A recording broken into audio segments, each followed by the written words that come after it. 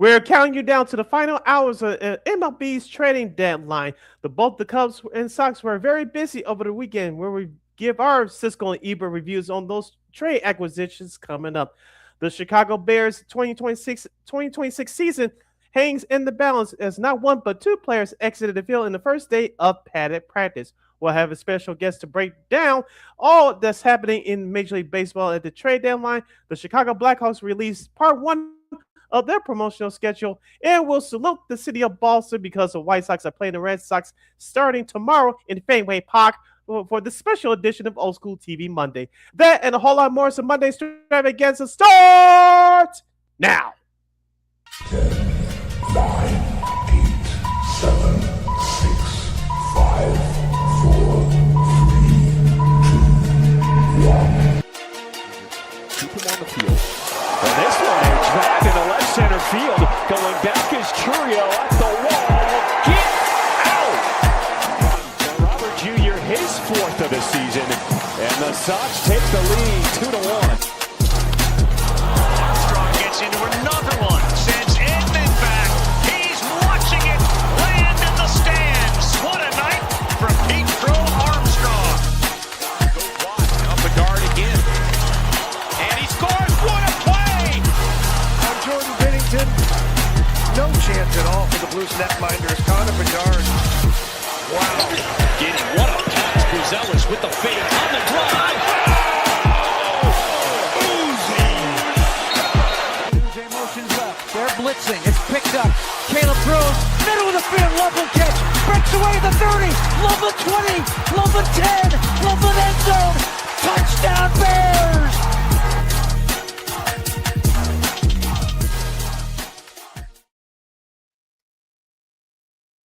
Welcome to this Monday Extravaganza edition of Second City Sports, the first Monday show from the month of August. You're locked and loaded, and we're live in the color right here on Sports So Chicago. Sid the Kid is me, LaKeena McGee is she. You can follow yours surely on the Twitter, X, and the IG is SidKid80.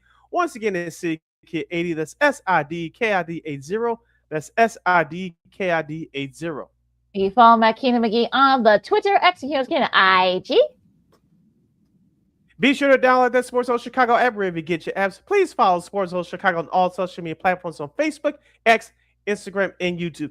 And if you're watching us live in the living color right now, after you like the video, if it allows you to do so, please hype the video so we can get this content out to many people as we can, so we can make this the #1 destination for you for Chicago and national sports talk. And thank you very much in advance for your support. Like, share, subscribe, and tell your friends. We're not unapologetically fun, and we have very definite opinions. If you have any definite opinion, do not to our extravaganza we call a Sports Talk Radio Show. The only way you hit us up is at Sports Zone Chicago's Facebook page or Sports Zone Chicago on YouTube. Type in those questions or comments in the comment section. LaKeena will get the up on the screen for you. But if you decide to troll and or do something silly, dumb, or stupid, I've given LaKeena full powers to give you dumbos to build and be a boot. Toodles. But before we begin, we must shout out to our live gang. That's LIVE, live entertainment gang that's checking us out live in the living color right now at Sports Zone Chicago's Facebook and YouTube channels at 12:20 p.m. Central Standard Time. But as always, much love to the replay gang that's checking us out on the replay, also at Sports Zone Chicago's Facebook and YouTube channels. Don't you ever forget our motto where we talk sports, music, or entertainment. We will always provide. Well, you rival you some of the best on Second City Sports. We're just less than a couple of hours away from the trade deadline of MLB. There's already been some big moves for both the Cubs and the White Sox and around the league. Could there be some more moves coming? We'll talk about that. We got our buddy Evan Altman to also break it down as well. He'll come up at the top of the hour. Some sports media news, including Netflix announced their Christmas crew for their early, well, actually not their Christmas crew, but also the early September game coming up on the opening Thursday of the season. So we'll talk about that. And we go to Beantown for Old School TV Monday, but not the show that you're thinking of. We'll talk about that too as well. But first, Sid, Bears had their first padded practice today over at Hallis, and unfortunately there were a couple of injuries. Cornerback on their secondary, especially cornerback Terrell Smith, he left practice early. He actually suffered a torn patella tendon in his left knee last August in the preseason game. So, hopefully something serious there. But really the big story, and I know Bears fans are holding their breath, is newly signed safety Coby Bryant was injured in his left knee. And there have been, depending on who you talk to. I know Roma Duzé was with Kay Adams on her podcast, said, Coby Bryant should be fine. But then you got Colson Lovin said, he's a dog. He'll be fine. So you can interpret that however you want. But I don't know. It doesn't sound good, Sid.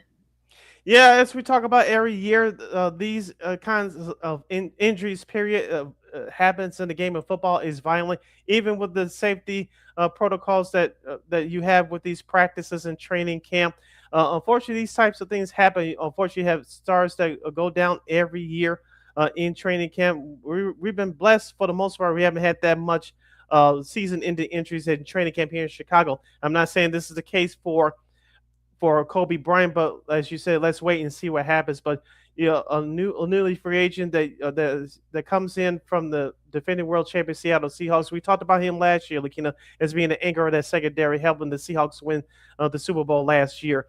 With him replacing a veteran Kevin Byard, who was important to that defense in that secondary overall last year. This guy comes in, wants to be the leader of this new defense.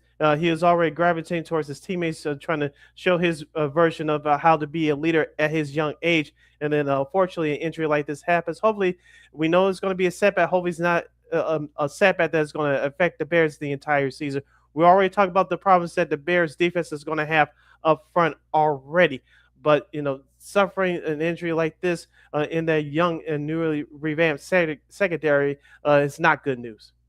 No, it's not. The secretary was already. They didn't have anybody in the secretary before they signed him. So if he's going to be gone for, even if it's not just a season ender, even if it's just for we'll say a extended period of time, like half the season, that's not good. If you're hoping, you already got questions on your front seven. Now your secondary, which has actually been pretty good with some of the pickups that they've had. Unfortunately, this is not what you want if you're Ben Johnson and the Bears. So hopefully, like I said, we may get an update from Ben Johnson after practice. They'll finish practicing a little bit. We'll see if there's any updates there. But I think if you're a Bears fan, you should hold your breath, because this isn't good. If it's like I say, it's going to be out for an extended period. Yeah, quoting Brad Biggs, the Chicago Bears beat writer from the Chicago Tribune, his last tweet that he posted a little bit over an hour ago. I'll just read it verbatim. Bears slotted Cam Lewis next to rookie first-round pick Dylan Thiedemann in team drills at safety after Coby Bryant exited practice early. Lewis has been running with the ones at nickel. Jalen Jones becomes the next man up at nickel. We'll see what safety position looks like on practice for tomorrow. So, obviously, this Coby Bryant injury obviously is not good news for the Bears. Hopefully, it's short-term, not long-term, but we'll see what happens. He did get up on his own power. I'm talking about Coby Bryant, and did walk to the cart, but it's not good news. Like we talked about this last year about the Bears' depth being tested. And it was tested almost through the start. Remember last year at this time, Jalen Johnson, I know we're getting into more in a minute, but Jalen Johnson was injured throughout most of the camp. Some of the other defensive guys were injured throughout the season.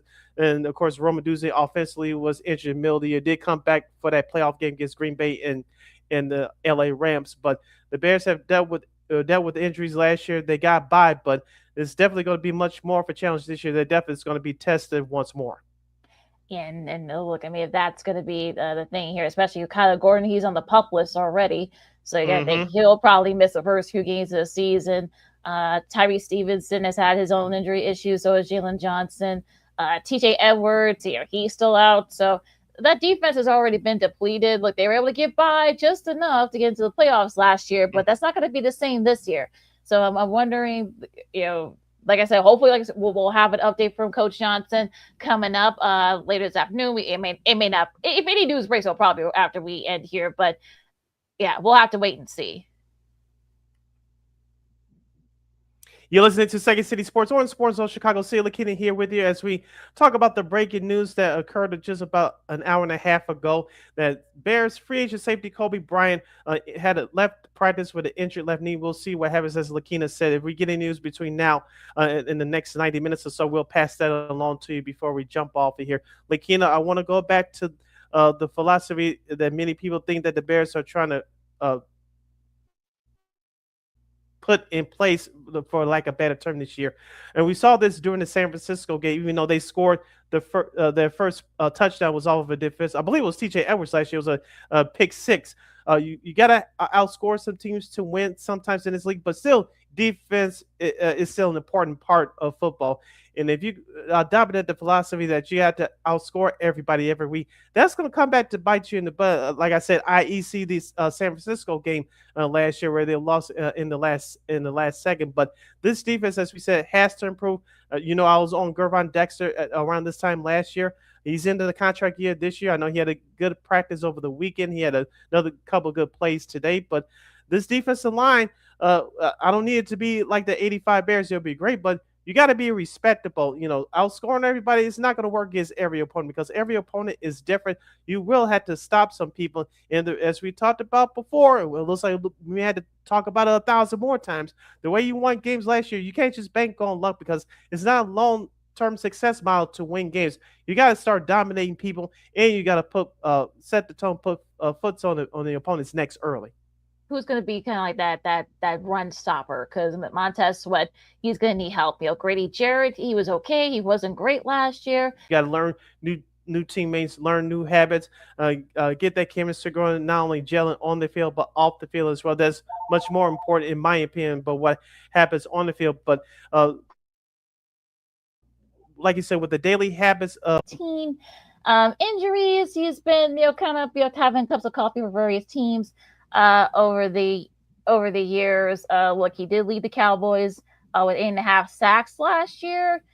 He's also had stops with the Giants.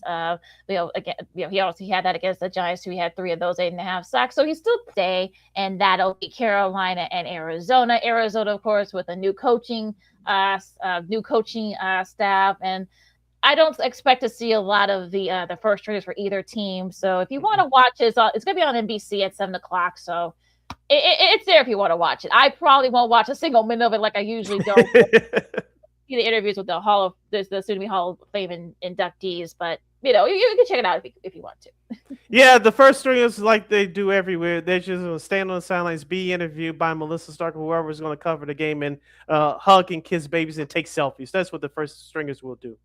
Also, Hall of Fame enshrinement guys too, as well. So, yes. That should be a fun. We'll actually have some news on one guy that's going to be coming into the Hall of Fame later on, as he makes his new job official. But with this break, of course, it's going to be our baseball power hour, as both the Sox and the Cubs have big trades. And will there be another one up their sleeve? And some other big names will be on the move. And also this weekend's games, as the Cubs will tough one to the Yankees, while the White Sox dominate the Rays to take that series. That and so much more. LaKeena, McGee, Sidney Brown, Second Seed Sports on Sports of Chicago. Diamond Talk for the next hour coming up right after this.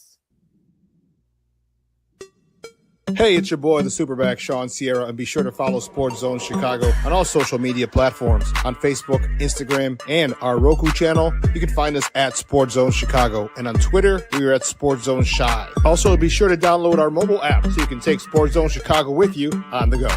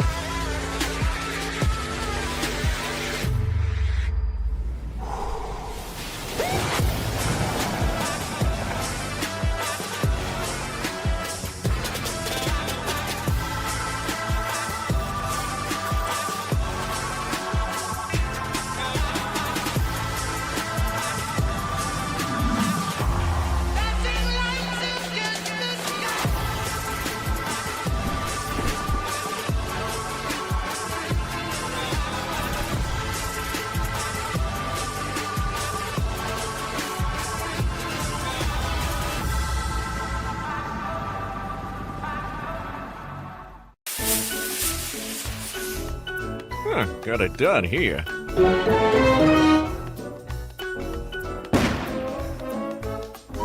Ouch! And we're gonna make sure you lit this time. Ouch!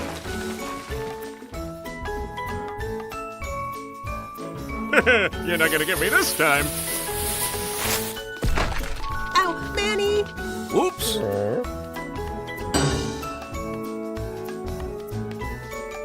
Let's try an easy one.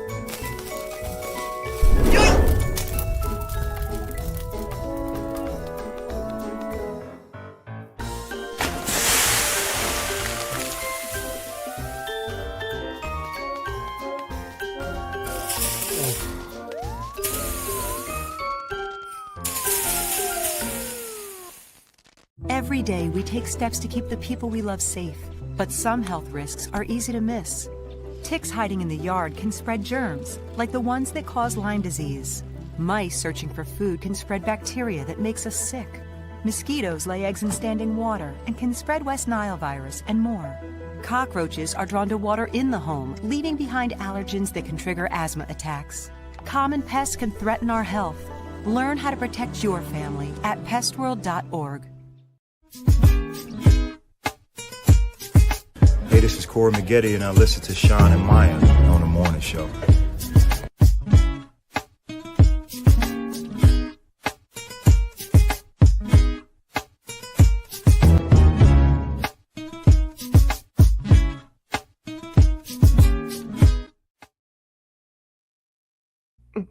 Welcome back to the Monday Extravaganza edition of Second City Sports, the first Monday show for the month of August. You're locked and loaded, and we're live in the living color right here on Sports Soul Chicago. Sid the Kid is me, LaKeena McGee is she. You can follow yours truly on the Twitter, X, and the IG as SidKid80.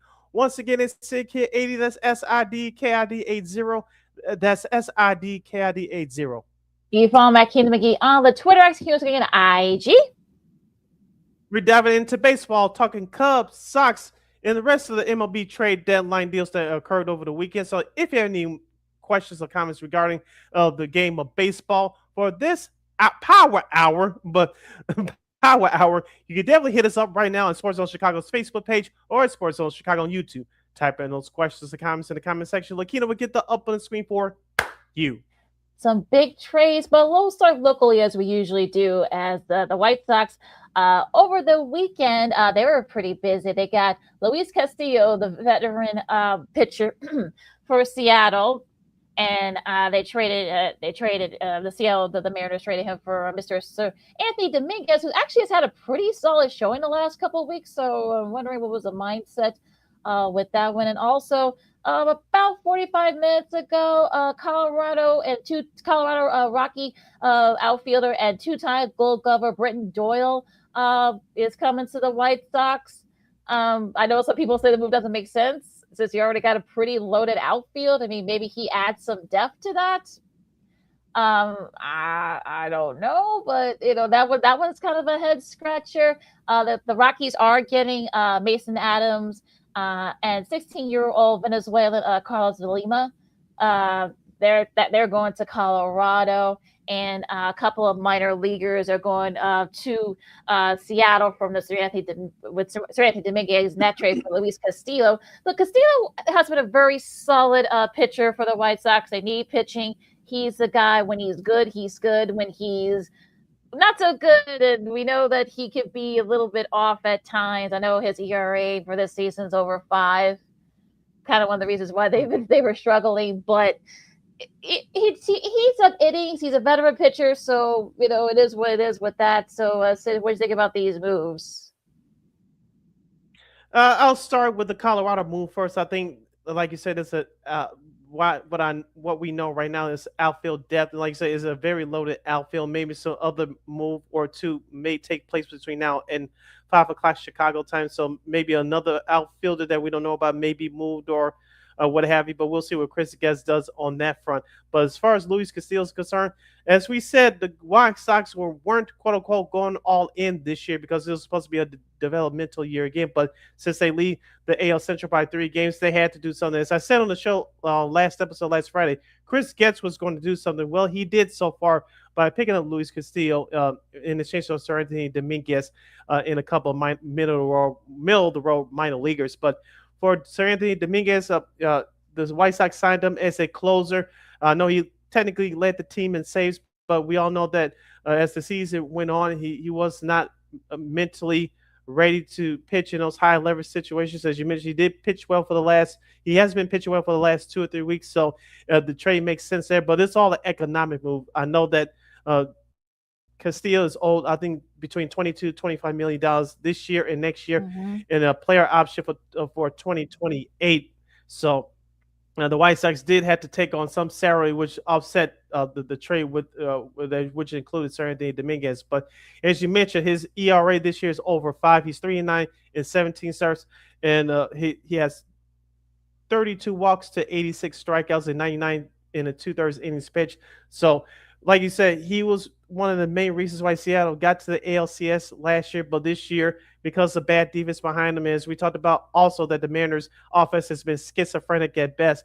He's been one of those pitchers that his numbers has suffered trending down. But when he's like you said, when he's good, he's good. When he's bad, he's bad. But I think you're getting a good one here for the White Sox. He's that veteran starter that you need. All you need him to do is keep the ball down, eat up innings. We know that the White Sox bullpen, some of the young arms in that bullpen are very good, but you can't keep running Grant Taylor, Brian Hudson, and Sean Newcomb out there every night. They're going to need some nights off. A guy like Luis Castillo that's going to eat up perhaps between 5 and 7 innings every time that he goes out there is very huge for this ball club. Yeah, and I think that's really what the White Sox need, is someone that can eat innings, and he could be maybe a back end rotation, maybe even a middle relief. God, we know he has high experience in that too. So maybe this is sort of like a depth thing, for Getz and the White Sox. Like I said, we'll have to wait and see with that. Now the Cubs, not to be outdone, the Cubs have been they can make a big trade. They get Kevin Gausman from Toronto. We've known there were rumors about it for like the last couple of months, especially since Toronto's been struggling this year. He comes to the Cubs as a couple of minor leaguers, Brett Bateman and Tyler Sunstein, from the Cubs farm system. Kind of like we're kind of in the top 50, so not moving too much with that one. I know he's had his struggle to talk about Gausman this year, but he still has a solid ERA, 3.62. He has 920 Ks for the season. That's second in all of baseball. He has a WAR 20.6, F WAR 20.6, which is fourth in baseball. So you're getting a very solid pitcher. I know some Cubs fans wanted him last year. He's still solid, and look, the Cubs need pitching help, and hopefully this is more. There's more coming. Yeah, with Kevin Gausman, he's a double-digit year veteran, I believe, 13, 14 years in the league. No, he's getting out there, but like you say, he's very solid. This year, he has a record of 5-10 with a 4.38 ERA and 127 strikeouts. But like you mentioned, with Toronto struggling this year offensively, if you would have told me that Vlad Guerrero Jr. still will have 0 home runs at home, I would have said you smoking something. But that's the one of the issues that Toronto's struggling right now. Also, too, defensively, Toronto has been bad defensively, unlike a year ago when they took it all the way to the World Series. So Kevin Gausman will definitely benefit from this, from being with the Cubs. We all know that this Cubs team can carry the load offensively for a stretch, except for this past week against the Yankees. But with the hitters that the Cubs have and the way that Kevin Gausman pitches, especially setting you up with first pitch strike with the fastball, he throws a lot of breaking balls in, particularly the splitters. So we all know that the winds can shift at Wrigley Field at times. So if you can keep the ball down, the sky's the limit for him and for this Cubs team. But like you said, if you're a Cubs fan, hopefully another veteran starter is on the way. Or at the very least, a veteran reliever or middle relief guy. So if you can get both, that'd be great. I'll say ideally you could get both, but I'll just take, if you're a coach, you'll just take one of those. So we'll see what happens here. As you listen to Second City Sports on Sports Chicago, LaKeena, McGee, Sidney Brown with you. Talking some MLB trade moves, and of course the biggest one of all that happened on Friday night. Tariq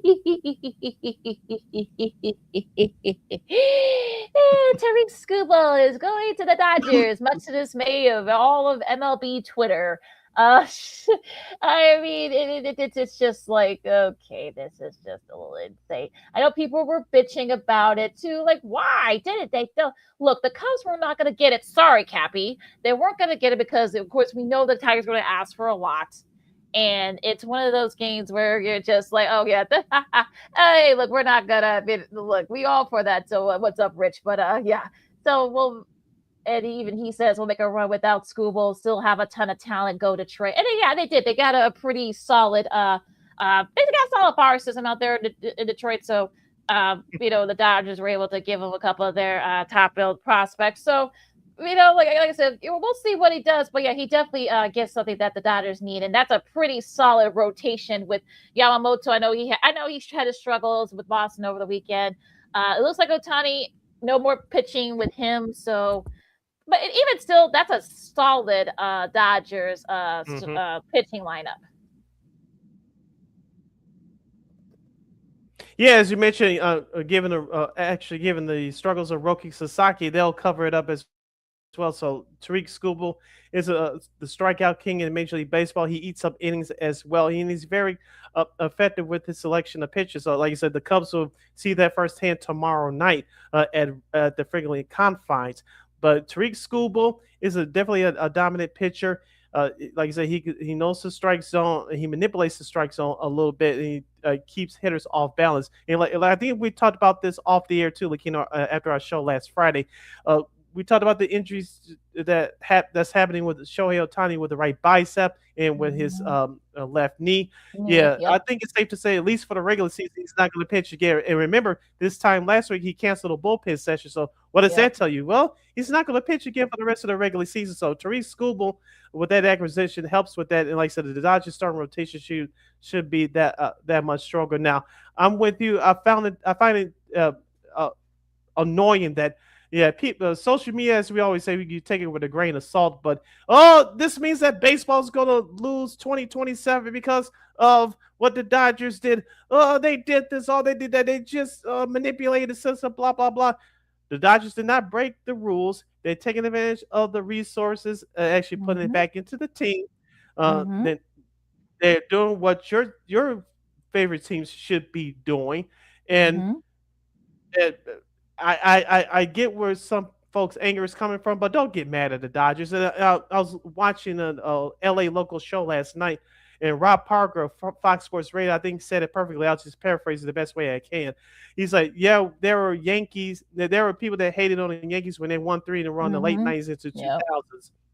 But their core players were homegrown, like Derek Jeter, Bernie Williams, Jorge Posada, Mariano Rivera. Posada and some of those other guys, but with the Dodgers, they just buy everything, and which is to an extent is true. But you can't get mad at the Dodgers for doing it. You have the money to pay these guys. You're going to go out there and do it, and that's what they've done. They're the modern Yankees for this decade. It's just now started to pay off with these World Series titles. They won it in 2020. They won the last 2. They're trying to go for 3 in a row, which is very hard to do. So the Dodgers are taking advantage while the other teams' owners are just sitting on their ass. Let's just be real here. Yeah, I think that's the thing that people are pissed about because their favorite team's not doing it. The Cubs are just starting to do it recently. So, I think it's kind of funny that people were bitching about, oh my God, how dare they, the Dodgers? Like, guys, they're not doing nothing. I mean, Detroit's getting 3 of their high prospects, as our new buddy Rich from Detroit just said. So, I think people just need to relax about that. Now, a few other moves, before we go into real quick with what happened over the weekend in baseball. Of course, like I said, the White Sox, they got another trade from the Mets. Huascar Brazoban. I'm hoping I'm saying this. I never could say the guy's name right now. He is a reliever. He gets them from that, but they get it for Gabe Davis and not that Gabe Davis, not the tight end for the Bills, Gabe Davis, but also Zach. Not that guy, but yeah. So that part. So what's been we'll talk about this with our buddy Evan Altman from CubsInsider.com in a few minutes here. But what's been kind of like your best trade, or what trade could kind of make you scratch your head? Either or. Like I said, the Tariq Skubal trade was not a surprise. I think we talked about it off air last Friday. It wouldn't be surprised he went to the Dodgers. Well, and that's exactly what happened. The Dodgers didn't really need him, but given the injury situation to Shohei Ohtani, why he's not going to pitch, at least for the foreseeable future, the Dodgers had to make this move. But going back to the White Sox and for that trade with the New York Mets, that's the kind of guy that this White Sox team needs. That you need that veteran reliever that's going to come in, that's going to know his role. As I mentioned, you can't throw Newcombs, Grant Taylor, and Brian Hudson out there every night. You need that veteran guy that's going to show up and do his job, eat up some innings, keep the hitters at bay. And with the White Sox still being a young team, you need those key veterans that come in, fit in with the clubhouse, be that leader to help some of those young guys rise up and do their jobs just a little bit better. Now, staying with the Chicago Cubs for just a moment, I know that Ali Rutschman is out there in the trade market, the Mm-hmm. catcher for the Baltimore Orioles. He struggled this year, partially due because of injuries. I think the last that I saw before you came on air that is rumor that he's going to be going to the Red Sox. Nothing's official yet, but if and when that happens before we go off air in the next 70 minutes or so, we'll pass that along. But I know the White Sox were looking at him. The White Sox were looking at Freddie Peralta. Of course, Freddie Mm-hmm. Peralta was traded after the game from the Mets to the Tampa Bay Rays, thus cutting Craig Kimbrell, who got lit up by the White Sox yesterday. So for Tampa Bay, I'll just focus in on that acquisition real quick, picking up Freddie Peralta. You saw what he did throughout his career with the Milwaukee Brewers, especially against the Cubs until the playoff series last year. He struggled with the Mets this year, but with the injury to Shane McClanahan, the starting left-hander, this was a big, big move for Tampa Bay to solidify that starting rotation. And it definitely need that after they had their struggles with the White Sox Mm-hmm. over the weekend. So yeah, this is definitely will help them beef up that rotation. Now the Phillies did make a move, Luis Reyes from the Giants now, but they need pitching. That's what they need. They need a middle reliever too. They need a reliever. So we'll see. I mean, look, it's sort of interesting that a lot of these pitchers that are still on the trading block, and it's just it kind of it's baffling to me that a lot of these folks are. You got guys like Shane Bieber that's still out there. He could definitely be a nice pickup for somebody. Maybe maybe Hunter Green. Maybe he could get traded too. I can't see the Reds doing that, but if he does, I mean that'd be a nice. That price is going to be too high. Yeah, very likely. Here a few others, Robbie Ray, his name's been out there in some trade negotiation and trade rumors as well. Devin Williams, maybe Emerson Hancock. There are a lot of guys that are still out there. We still got what about just under 4 hours? Could we see another big move from one of these teams? Well, teams like Milwaukee, we'll see. Milwaukee, they haven't made a big move yet. I can see them perhaps maybe standing pat. I don't know. I mean, what's up, Foster? What's up, Foster's another one of our favorites. Hey, Foster's what's up? But one of our biggest supporters. Thank you for listening and watching as always. But yeah, I mean, it's just like one of those things where you're just like, okay, so we'll see if there's the next big shooter drop.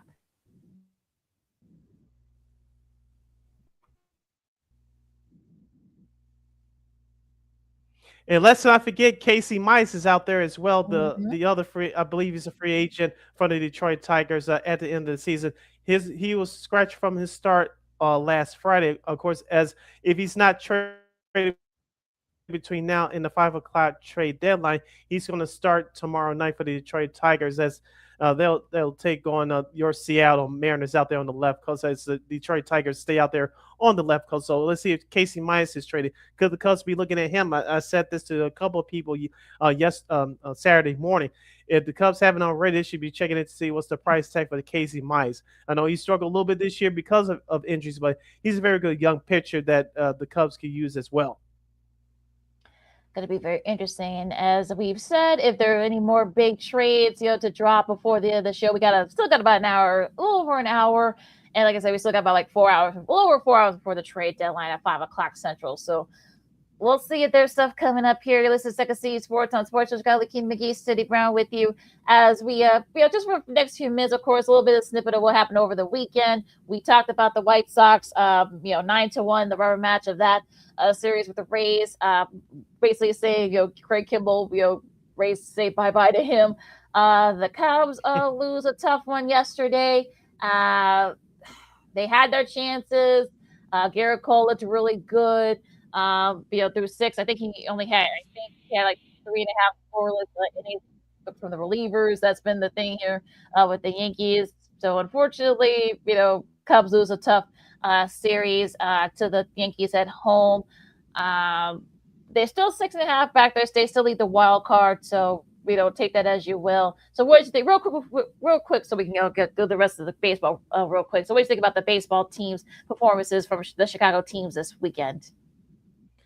Outside of Saturday night's performance, the Cubs offense got shut down by two very good pitchers. Will Warren, as you mentioned, Garrett Cole yesterday. As we say all the time, especially during the playoffs, good pitching will always be good hitting. As we talk about with the White Sox, with the Cubs, especially with all the talent that they have with those bats, when you're not hitting home runs, how can you create some offense? I know Pete Crow Armstrong drew a couple of walks yesterday, and you can't get more than one run across the plate. That's inexcusable. So Craig Counsell has to go back to the drawing board and say, be aggressive, be smart, but be aggressive on how to create runs. So they're going to need to practice doing that, especially in this series coming up against the Dodgers. Going back to the White Sox with that Luis Castillo trade, it moves Eric Fetty to the bullpen, and as of now, Noah Schultz, who did pitch well last Saturday after being relieving Jordan Hicks, who's been pitching very well, by the way, out of the bullpen. Noah Schultz, as of right now, he'll stay in the bullpen. But as far as the actual performance by the Southside hitman, Miguel Vargas, who just missed a home run in that 1-0 loss last Saturday, he finally got his home run on the road yesterday. Andrew Benintendi was huge as well, hitting a couple of home runs, driving in a couple of big RBI yesterday. And also, too, Colson Montgomery with a big home run in that series as well. So as we talk about with this White Sox team, yes, they're a home run hitting team, but they can find other ways without using a home run to score. And the starting pitching was excellent. Anthony Kay was very good yesterday, getting out of a couple of jams. And Eric Fetty, who's now moved to the bullpen, he pitched a solid game last Friday to get the series opener. Yeah, I'm a little surprised that they would make that Wilson will make that move, since Fetty's been really solid. I can see if he struggled, but I guess maybe he must know something that we don't as far as Eric Fetty. We'll see how that works out. Now, real quick, before we do the the schedule for this week, of course, the Cubs got rid of Jameson Taillon for cash to Toronto. So take that as you will. I know the Dodgers got swept by the Red Sox. They're still 10 up against the Diamondbacks, so relax, all you Dodgers fans. I know some of y'all like books. Now, Atlanta, they did get Brett Sutter Jr. From the Angels, so they get some bullpen help, and they did sweep the Nationals, taking care of business with that. Now their lead is now back up to 8 over the Phillies, even though the Phillies had a solid showing over the weekend, doing what they're supposed to, winning 2 out of 3 in Baltimore, especially after losing the first game. As for the AL West is concerned, nothing has really changed, although the Rangers did lose, did get swept by the Astros, and Skip Schumacher got ejected after singing American Beautiful, and then he went back to argue with Empire, and he got tossed. So that was actually pretty irritating sequence there. So that was actually pretty funny. Seattle, Seattle, they win 2 out of 3 against Minnesota. So they gained a little bit of ground there. Nothing really changed in that division. The NL Central.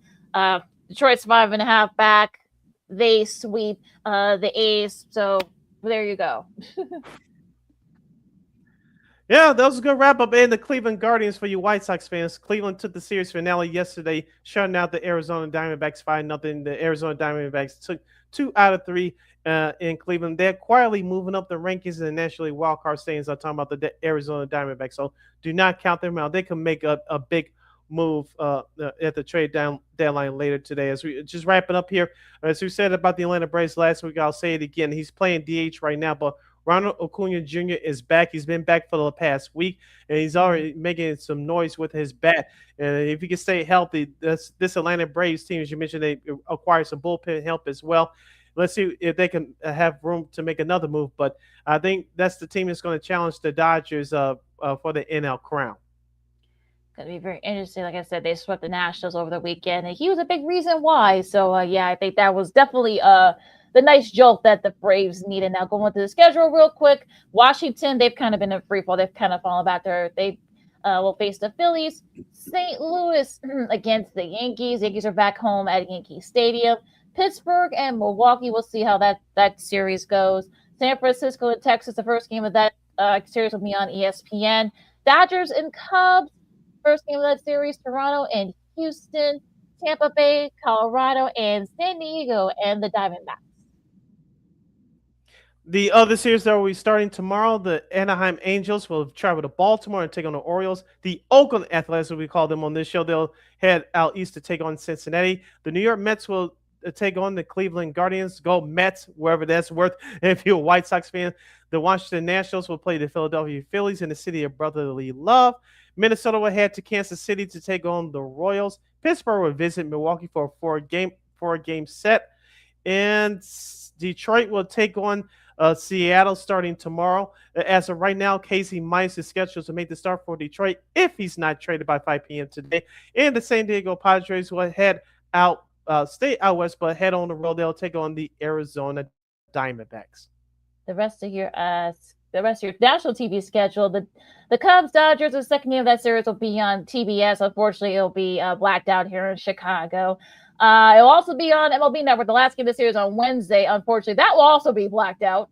I know, sorry, folks. I don't make the rules. Sorry. San Francisco and Texas will be on ESPN Unlimited.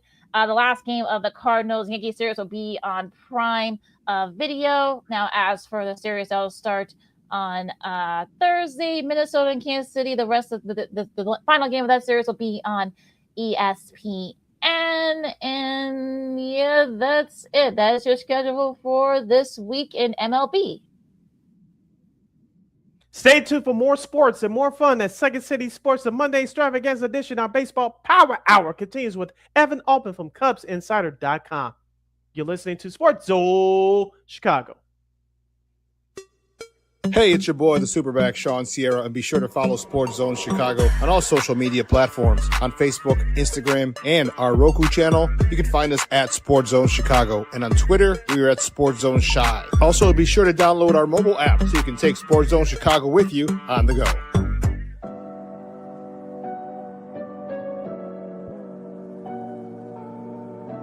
How do you take care of your mind health? For my mental health, I meditate in the mornings. I have my dogs. They're the best. I just find ways that help me just relax. Finding things that make me happy, like being close to my family. I meditate a lot and read books. I have hobbies outside of the game. I'm able to switch off. I'm able to turn my brain off from the game of basketball. Your mind health matters. Your mind health matters.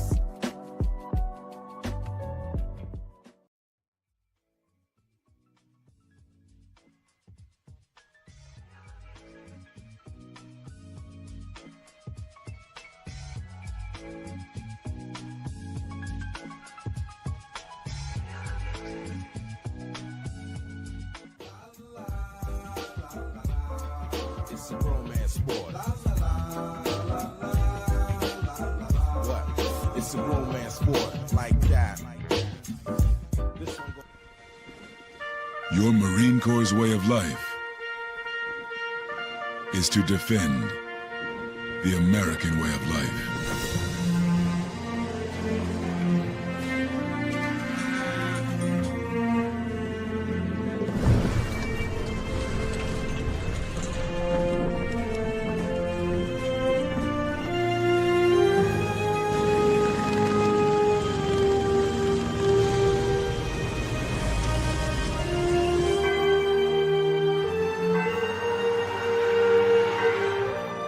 Every day,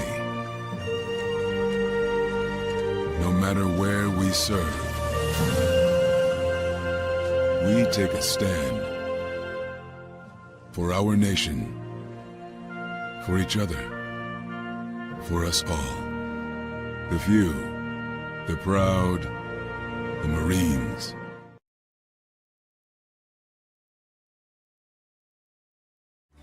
Every body in a work zone is someone's somebody. This is my mom. She works for KDOT. This is my dad. This is my mom. This is my daddy. This is my sister. This is my daddy. This is my son, Scott. He was killed while working in a highway work zone. When you drive through a work zone, drive like a life depends on it. Because it does.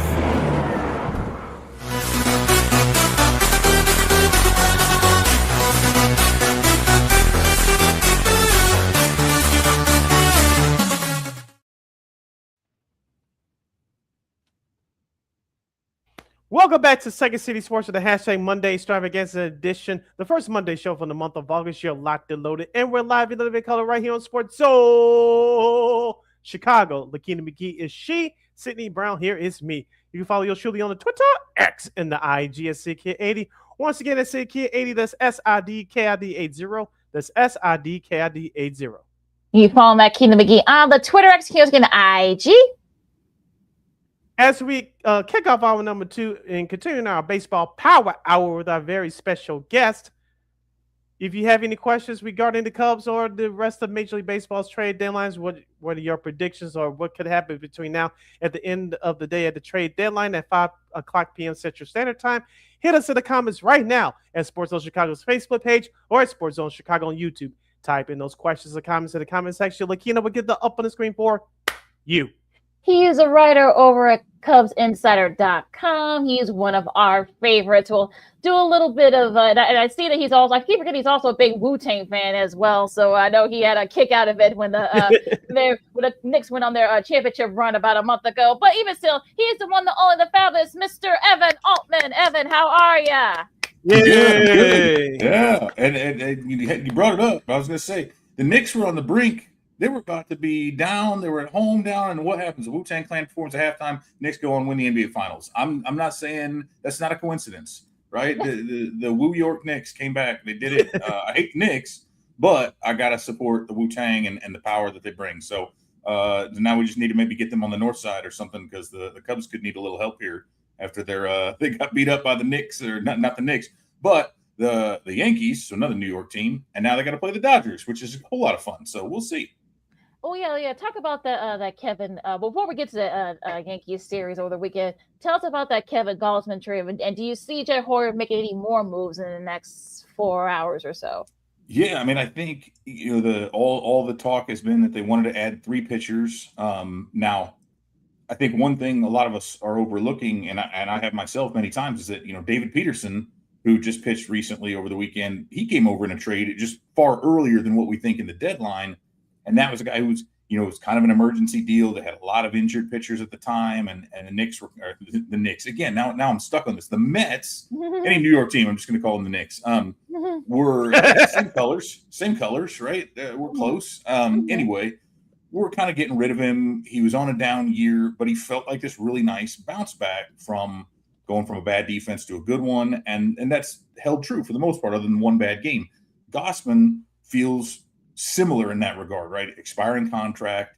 The Blue Jays are looking to get a little younger, clear out some of that while they can, pick up a couple guys.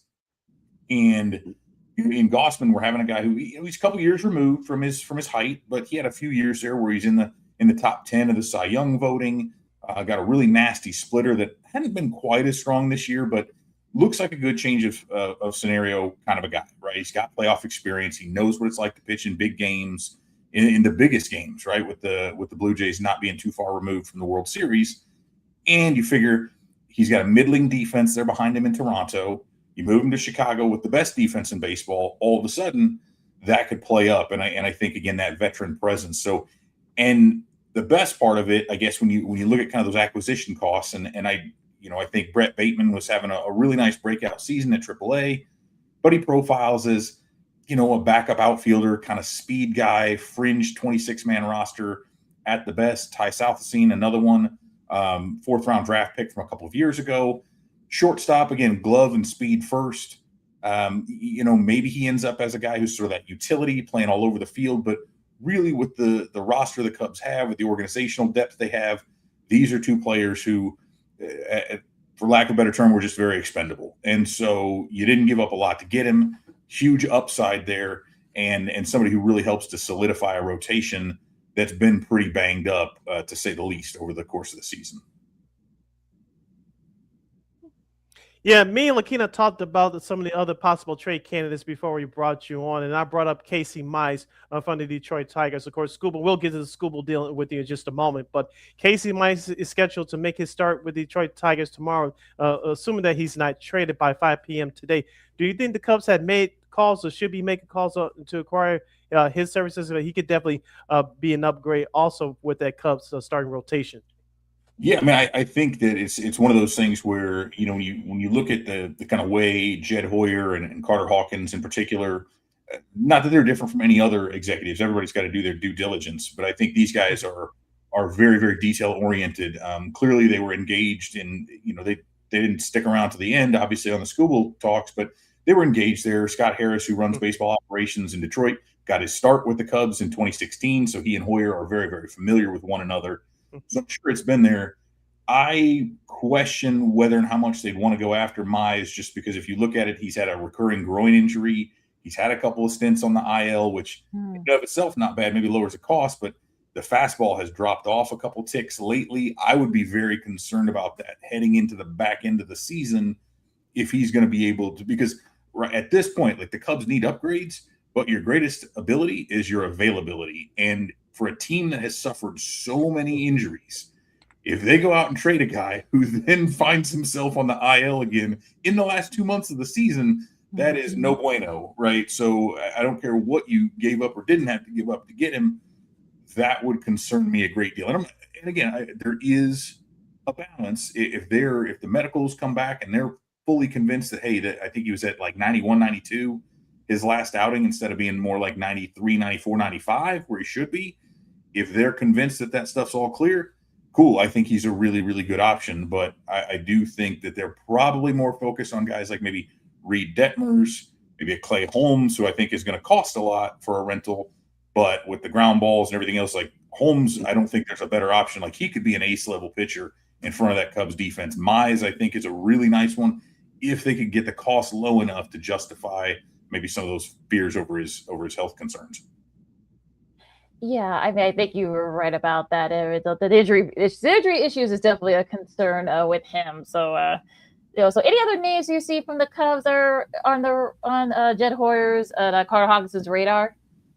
Yeah, I mean, I think there's a few, like, there were a lot of bullpen names that were bouncing around, and a Weaver. I think Morahone. There were a couple other guys. I think Brazaban, right? He went to the South Side. There are a few guys that are in on. I think when we look at the Cubs and their MO when it comes to relievers, they rarely give out multi-year contracts, which they actually did this year with Phil Maton, and that didn't work out all that well, or hasn't, to this point. And they gave $6 million to Hunter Harvey.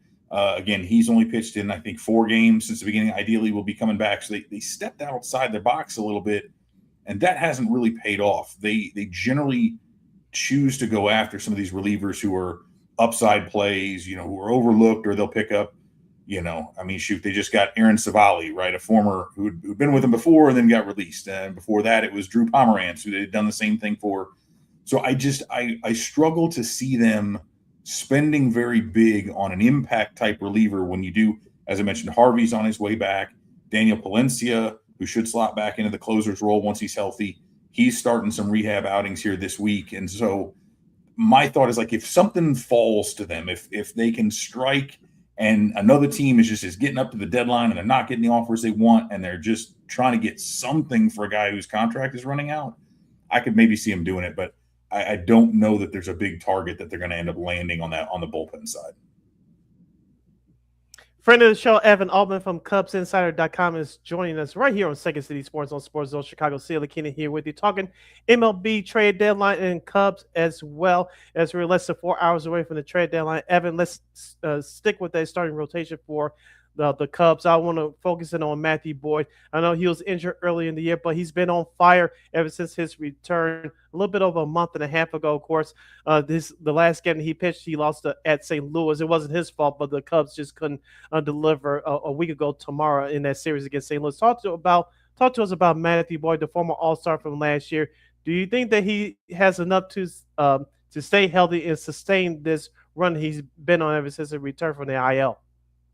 Yeah, I mean, it's almost the inverse of last year when they picked him up and struck early in free agency to sign him. I mean, he was a kind of a surprise because he had pitched so little previously over the last several years, right? Between Cleveland and Detroit, a lot of injuries, and there were questions about how smart it was to give this guy a multi-year deal.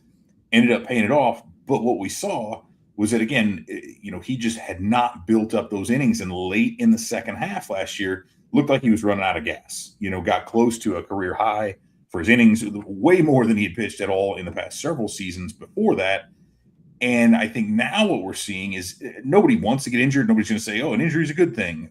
But that significantly cut down on those innings at a point in the season where, it's not at the hottest yet, but it's still starting to get that way. And so you sit back, you can recalibrate, you save that arm. And now I think what we're seeing is a guy who should be really, really fresh for the stretch run of the playoffs. So I like that. It's maybe a blessing in disguise. Obviously, all the other injuries that piled up make that one stand out that much more. But I think it'll be better for him and for the Cubs once we get into these kind of dog days here and other things are dragging, and it really comes down to how does your pitching hold up. So definitely looking for him to carry the load pretty heavily here down the stretch. Let's talk about PCA and what everything he's done, Evan, because he has the most walks since June 15th in the majors. He had another one yesterday. He's in the tops in both B-WAR and F-WAR. And he's kind of right there, like in the second tier of discussion for National League MVP. So what do you think his chances are, and what do you think he's done so far? Yeah, I mean, if we're removing kind of to go with what the kids would say, right? Like everybody likes to glaze Ohtani, and understandably so. Like probably the most talented player we've ever seen. But if Shohei Ohtani is only a DH, if he's not pitching, then the value that he provides is markedly decreased. And that knee injury, he's still able to hit through it. He's still putting up really, really solid numbers.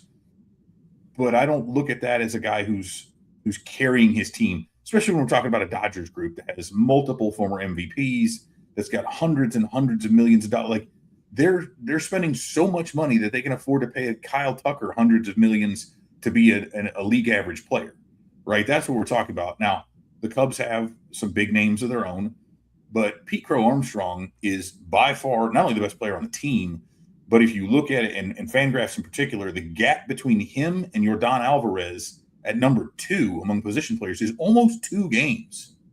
90% of the league doesn't even have 2 WAR all on their own individually.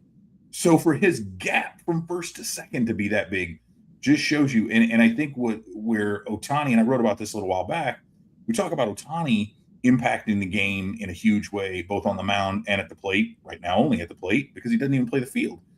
Pete Crow Armstrong is an elite defensive center fielder, the best in the game, maybe the best overall defender, period. He's got the most production from an offensive standpoint, and he's a tremendous base stealer who makes teams respect him. Like he impacts the game in every facet other than being able to pitch, but that's still an all-around contribution. And I think as long as this continues, and we're seeing the growth, not to mention he just turned 24. He won't turn 25 until opening day next year, right? This guy is just incredibly young. He still has years to go before he's really into his athletic prime, which I think is the most impressive. So my hope, he is kind of brash. He is definitely the kind of guy who can rub people the wrong way, some of whom might be BBWAA members who would be voting for or not for him when it comes to MVP, whatever the case. But to me, and I am biased, it's PCA and then a big gap, and then whomever else you want to talk about, whether it's and I will combine AL players in with that. I don't think there's another player in Major League Baseball who's even in the conversation with him when it comes to MVP. But I don't have a vote, so unfortunately, doesn't matter what I think. You can see and hear the passion coming out of Evan Altman's voice. He's definitely a true Cub fan. We love to hear. Going back to the infield. Alex Bregman, of course, he's not having the greatest season on paper. I know he got called out by the Cubs TV broadcast team a little bit over a month ago in that series finale at Milwaukee. He's had his moments recently with his bat, but the numbers are still not there. What do you expect out of Alex Bregman between now and the rest of the regular season? And do you think he can, quote unquote, have that magical run provided that the Cubs can advance to the playoffs? Certainly hope so. I mean, that's what they brought him in to do, right? Was not to be the same Alex Bregman that we saw with the Astros earlier in his career, right? Those days are gone for him, and that's generally how it works. But what we're seeing now is a marked change, and he has been on a bit of a decline from a power standpoint, and I think some of that, playing in Boston maybe helped a little, and he dealt with an injury there too, so that might help keep him fresh. But you do wonder, with this is a guy, obviously, like you said, played a long time in Houston around a ton of other star players, a lot of other very, very heavy impact type players. Kyle Tucker was one of them. And I mean, the fact that Tucker was overshadowed on that Astros team, and Bregman was one of the top players there, but they really shared the load. And I think this is the first time, obviously, it's a big deal for him to go and sign that deal in Boston, but it was so short-lived because he opted right out. And then to come to Chicago, and I don't want to say that certainly, right, I'm not demeaning Boston or the fans or anything there, but he didn't sign with Boston to be a cornerstone guy, to have this multi-year deal that you knew he was going to be in town for over half a decade, that he was going to be the face of the franchise. At least it didn't feel that way from my perspective. Whereas coming to Chicago, right, choosing to sign there, choosing to bring his family there, to be brought in for the express purpose of being this star face of the franchise type leader, I think that's put a lot of pressure on him. And to me, it looks like a guy who he's a baseball rat. He is a grinder.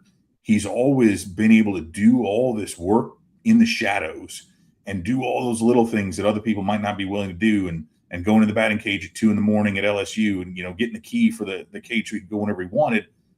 Now he's in a fishbowl. All eyes are on him. Everybody's expecting him to produce to a level commensurate with his contract, and it's not happening. I think that kind of is sort of a self-fulfilling prophecy or a vicious cycle, whatever analogy we want to use there. If he can kind of step back, and I think this is where PCA stepping up like he has is actually helpful to Bregman, because there's the spotlight, right? Put it there, and then Bregman can kind of work his way back. So that's a long way of saying, yeah, I think it's there because the pedigree is there, and he's been on the biggest stage before.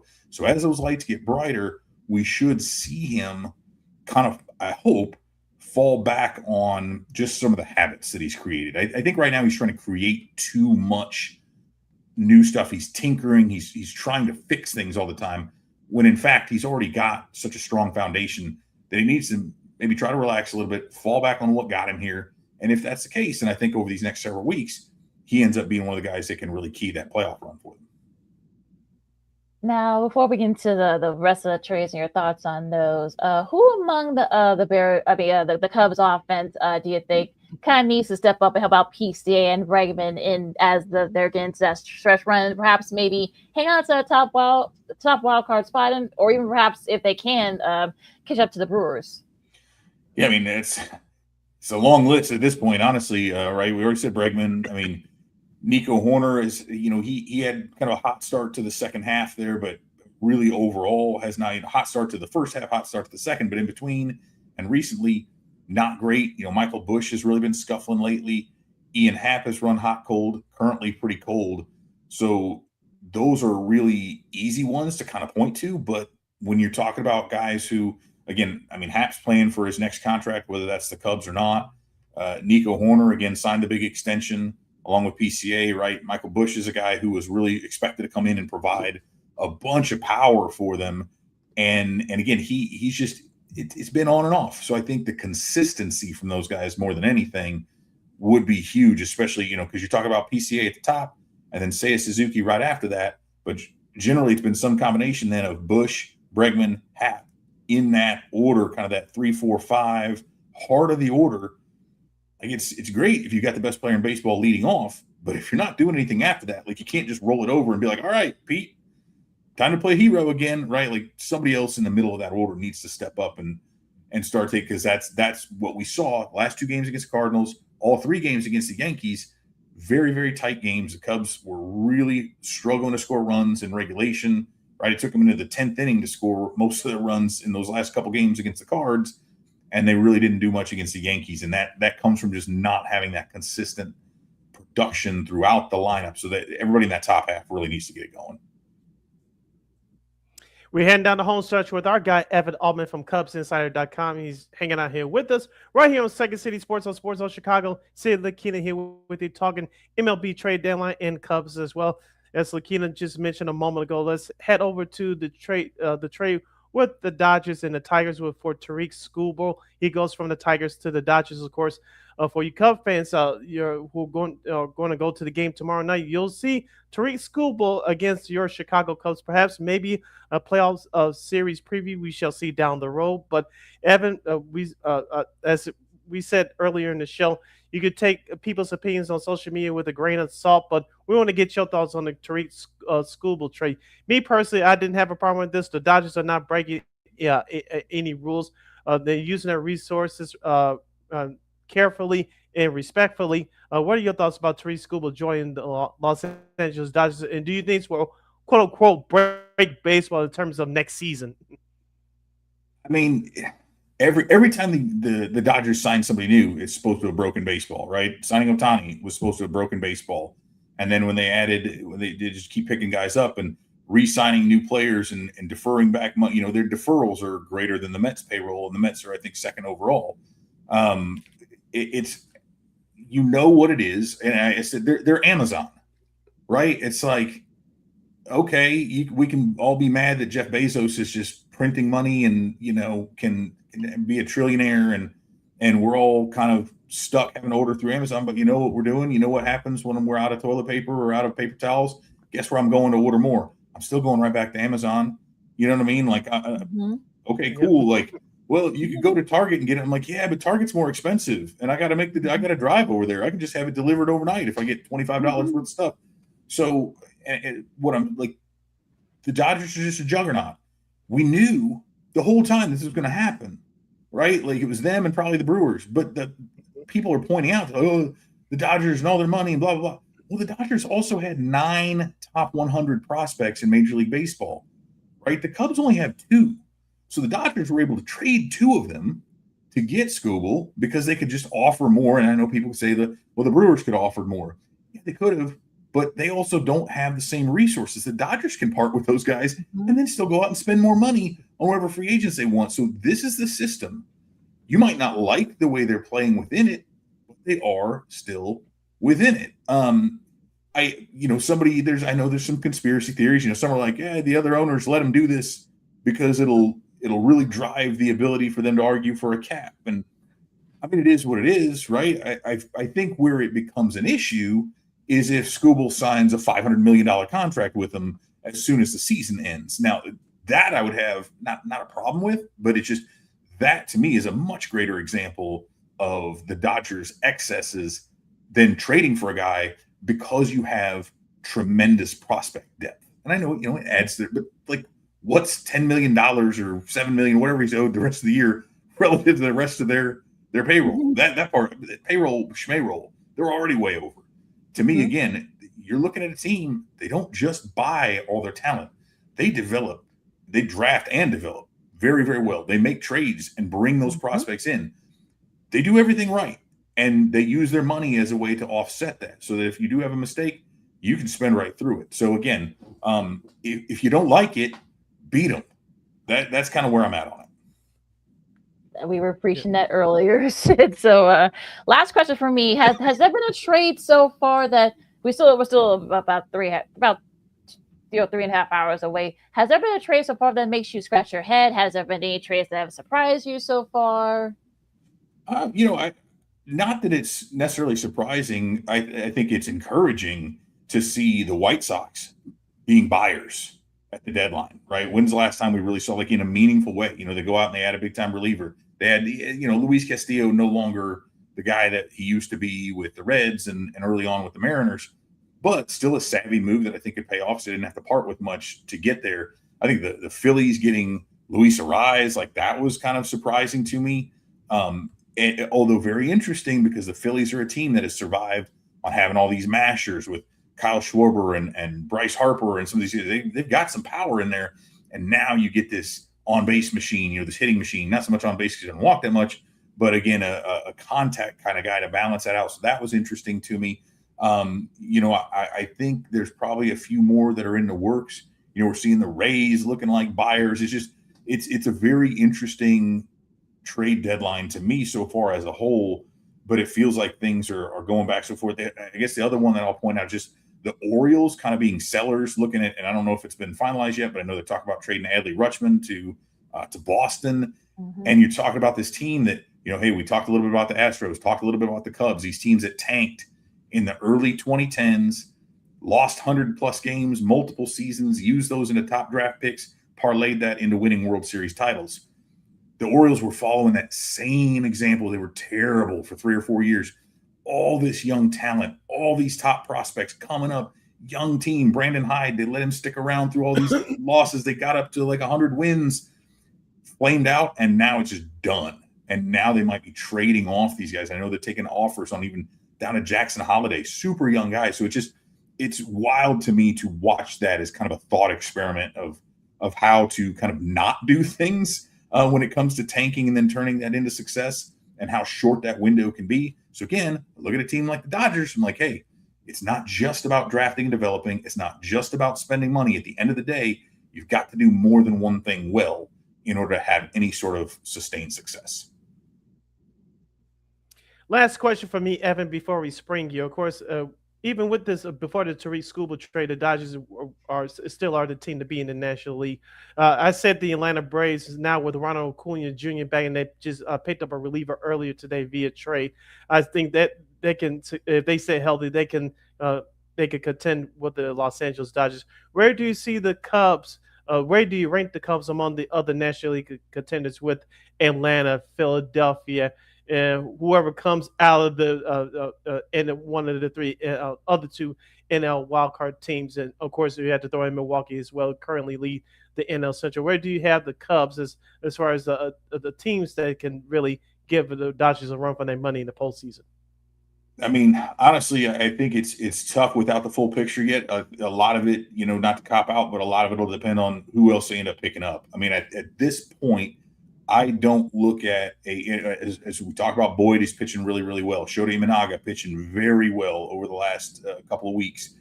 If they get the bounce back from Gausman, but I'm not putting that 1, 2, 3 up against just about anybody else right now. I think all the other teams are going to have enough, especially with we got to see what Gausman comes back with. Imanaga, we know, as good as he's been, still susceptible to the long ball. There's some other issues that I've got there.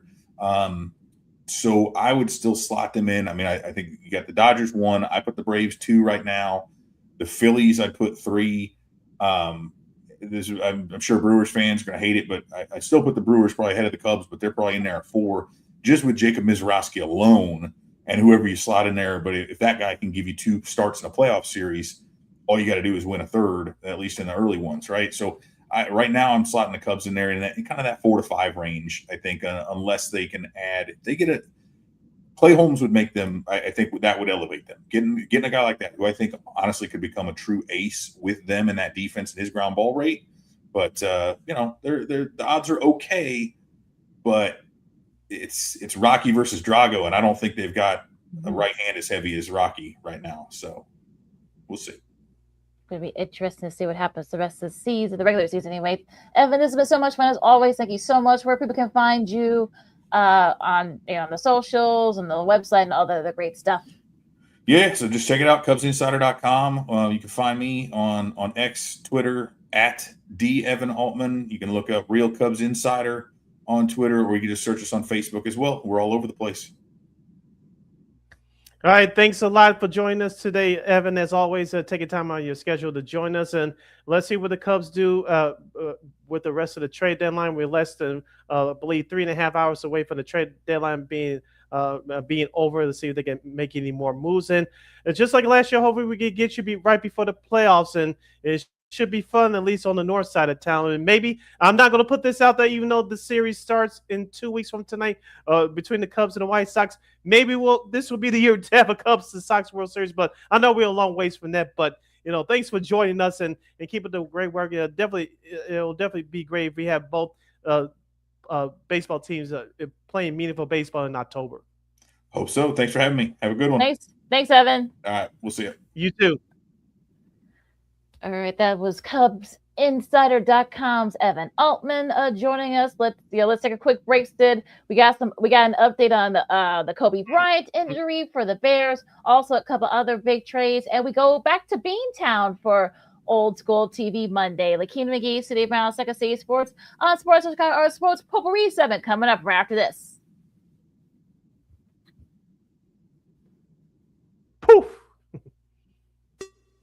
Hey, it's your boy, the Superback, Sean Sierra, and be sure to follow Sports Zone Chicago on all social media platforms on Facebook, Instagram, and our Roku channel. You can find us at Sports Zone Chicago, and on Twitter, we are at Sports Zone Shy. Also, be sure to download our mobile app so you can take Sports Zone Chicago with you on the go.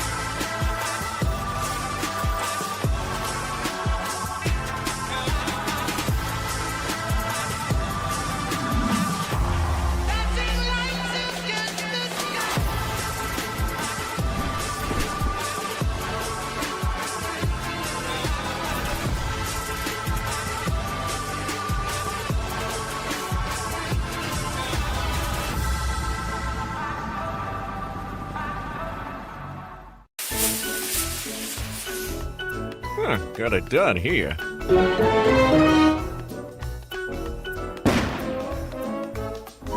Ouch! And we're gonna make sure you lit this time. Ouch!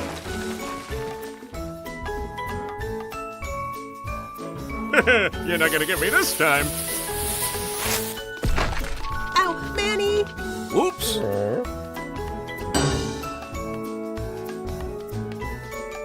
Let's try an easy one.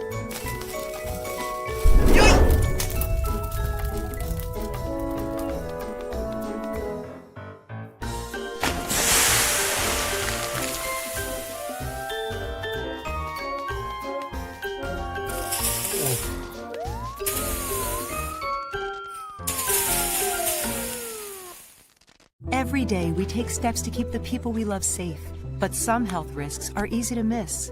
Ticks hiding in the yard can spread germs, like the ones that cause Lyme disease.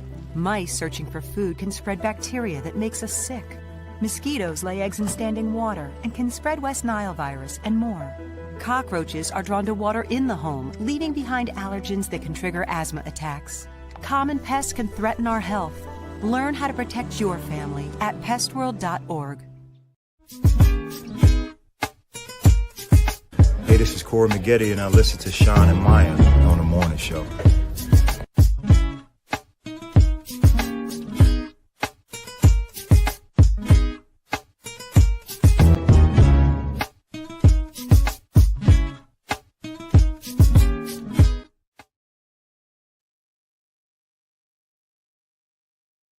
To Second City Sports on a Monday extravaganza edition. You're locked and loaded, and we're live in living color right here on Sports Zone Chicago. See if the kid is me, LaKeena McGee is she. You can follow yours truly on the Twitter, X, and the IG at SidKid80. Once again, it's SidKid80. That's SIDKID80. That's SIDKID80. You follow LaKeena McGee on the Twitter, X, and IG. This is our sports potpourri segment. So this is our last break of the show for today. So if you have any last minute questions or comments on any of the subjects we talked about on the show today, Cubs, Sox, Bears, everything else, we'll get into the Chicago Blackhawks promotional schedule for this upcoming season coming up. Anything in the world of sports that you want to discuss, this is our last break of the show. So hit the comment section right now at Sports Zone Chicago's Facebook page or at Sports Zone Chicago on YouTube. Type in those questions and comments in the comment section. LaKeena will get the up on the screen for you. We got an update from Bears safety Kobe Bryant's injury. Adam Schefter just tweeted about 15 minutes ago that he is expected to be sidelined 8 to 10 weeks due to a hyperextended knee, a bone bruise, and a small fracture that he suffered in practice. They're saying that, at least for right now, no surgery is needed, but I'm kind of with our buddy Dave Kerner, of course, better former sports anchor over at WBBM. He said that mid-October, if they're lucky, those fractures can be very. I know. Yes, he won't need surgery. He won't miss a season, but even still, he's going to miss games. So this is definitely not ideal if you're the Bears. Yeah, like you said, it's still missing games. It's going to stink for the Chicago Bears. They're going to adjust to not have him, at least for the first month of the season. But the severity of the injuries, just speaking in general terms, where we think that, whatever the injury is, it's not a big deal. It turns out to be a bigger deal. What it is, like earlier today with Coby White's knee. Oh, he could be out for the year, or he could miss a lot of the chunk of the season. It turns out it's not that big of a deal. So, even though it still stings that he's going to be out of the lineup for the next couple of months at least, you're going to unless there's an unfortunate setback, you're going to have him at least for the majority of the year. So, like you said, things, I saw your tweet just a moment ago during a commercial break. Things could have been a whole lot worse, but at least if there's no any if that's not if there's not a setback, you're still going to get him for the majority of the year. And also too, this puts him in a bad spot because remember, Kyler Gordon's going to miss some games too. So that secondary for the Bears has already had a lot of question marks. Now you got two, one guy that was, that can't stay off the field, and then you got one stay on the field, I should say. And then you got one guy who you got from the Super Bowl winning team. Now he's going to be gone for the first month of the season. That's not good. So yeah, it could have been worse, but this is not ideal, especially when you have in a position where you're already going to have question marks anyway. You're going to depend on Dylan Tiedemann. I mean, no shade, but he's a rookie, so you're depending on him. You hope that maybe there's a veteran safety out there that you can probably get to kind of hold it down. So we'll have to wait and see what happens. Yeah, we talked about it earlier. We know that coming into the year that this Bears defensive line is under very much under pressure because of what happened last year. Yes, Montez Sweat did tally 10.5 sacks. How did he do it? I don't know, but he had 10.5 sacks last year. Who's going to be that dance partner opposite of him? I know we talked about Austin Booker. Could he be that every down lineman at least, but play the majority of the snaps on the other side? We shall see. Gervon Dexter, he's in a contract year, so a lot of pressures on him to put pressure on the quarterback, perhaps stop the run as well. As you mentioned with the secondary, Jalen Johnson, he's looking for another contract extension. He's 27 years old. Tyreek Stevenson, he's in a contract year as well. Can both those guys stay healthy throughout the entirety of the season? And you got Malik Muhammad, as we talked about in the last couple of shows, the fourth round draft selection out of Texas. He's going to get some major run now in this preseason. So a lot of question marks all around with this Bears defense. Can those backups, they'll get more reps now with the injury to Coby Bryant.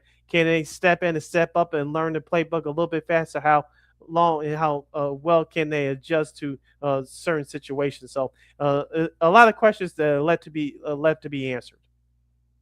Going into we got a couple of MLB trade updates here. Of course, we talked about him earlier. Robbie Ray from the Giants, he's actually going to be going to San Diego to the Padres. I mean, I guess the Padres are kind of they out of the wild card. They're a game out of the National League wild card spot, so I guess they're going to be pushing for that. I don't know. Who knows what the Padres are doing? Also, the Rays are acquiring catcher Liam Hicks from the Marlins, so a nice pickup for them. And the Dodgers, no, you thought they were done after trading for Skubal. Oh no, they're getting veteran left-hander Chris Bubik from the Royals. So the Dodgers are done. Either they beef up that middle relief, so which is what they need. We saw that against Boston this weekend. So yeah, so we'll see if there are any more big trades that are going to be coming down the pike. Yeah, just quickly about the San Diego Padres. They've been one of the most disappointing teams in MLB this year. They got their act together the last couple of weeks. Yes, they beat up on the Sisters of the Poor in Colorado, in San Francisco over the weekend. But Robbie Ray will help them in their starting rotation.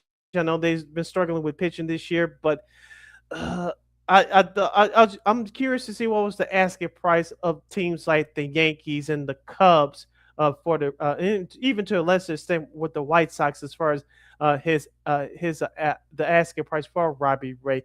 I know he's been around for a long time. He's pitched for several teams like Toronto's, Seattle's, and some of those playoff teams in his career. But I'm just curious, what was the asking price? What did San Diego had to give up? And what was the price with those other potentially those other teams like the Yankees, so let's just say the White Sox and the Cubs as well? Yeah, I think nothing official yet. So I guess we'll get more. I guess we'll get more as a trade deadline approaches within just about 3.5 hours, a little over 3 hours and a quarter hours from now. We'll look at if there are more trades that are come down the pipe. We'll definitely try to get it to you here on Second City Sports on Sports Zone. Chicago. Speaking of, Sid LaKeena here with you, talking some more sports and such here. A rivalry has been renewed, a college football rivalry, I should say. Notre Dame and USC. Of course, the college football season starts in about 3.5, 4 weeks away. Week 0 coming up, fast approaching. USC and Notre Dame will renew their rivalry starting in 2030. Yay. And and so they have Why we have to wait that long? I know that just the absurdity of it. They actually last time they played was actually in 2019. They did play in 2020, but that was of course COVID happened, and that was actually the last one. And after 2 times that they played at Notre Dame, the USC's position was that it wanted to continue playing the game, but also that faced Notre Dame late in the season affected their chances of making the playoffs. Where for Notre Dame, for their part, also they think it's because USC is scared because they won the last 2 meetings before they stopped playing. So I don't know, but it's sort of like it's going to be early in the season because if you remember back in the day, it was back in October, November, depending on the calendar and such. But I guess it's a good thing they're back at it, I guess.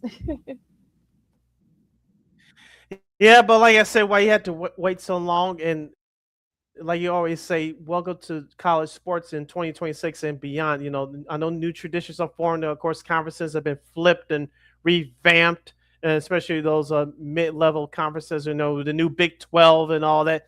The Mountain West, I know, has been exchanging hands throughout these last few years as well. So this is unfortunate that we have in college football. Some of the old traditions die. I know some people, you can make arguments on both sides. Well, some traditions need to die off.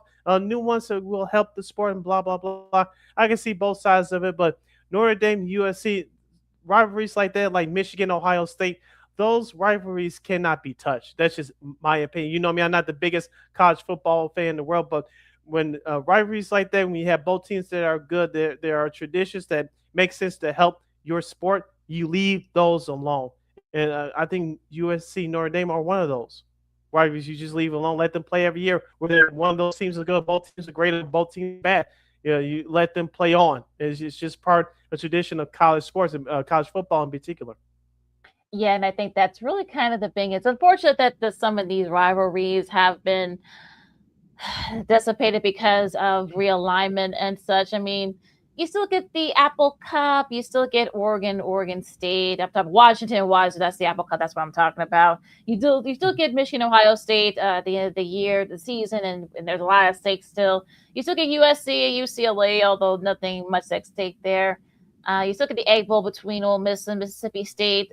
So I think you still get some traditions, but unfortunately, especially with a lot of these teams not in the same conference anymore because of conference realignment. Unfortunately, this is what happens, and it's definitely one of those things where you're just like, what the hell is going on here with this? I remember back in the day, Duke in North Carolina, of course, in basketball, but going back to SC and Notre Dame, look, this was a big television event way back in the day, and back in the 70s especially. Yeah.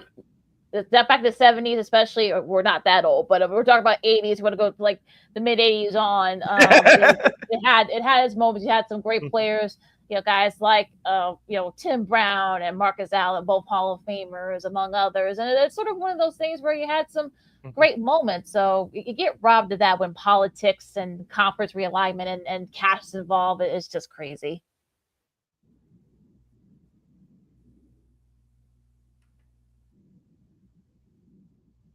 Yeah, and that's the shame of it. So, like I said, just some traditions, some rivals should be left alone. USC and Notre Dame is one of them. Breaking news. So, going back to baseball, LaKeena, Adley Rutschman, now the former catcher of the Baltimore Orioles, he's not going to the White Sox. Sorry, White Sox fans.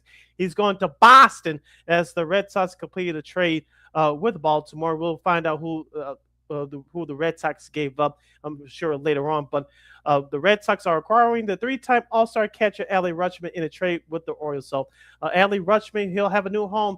He'll go to the Boston Red Sox. We'll see if he's inserted into the lineup as the White Sox will take on the Red Sox in Fenway Park starting tomorrow night for a 3-gamer.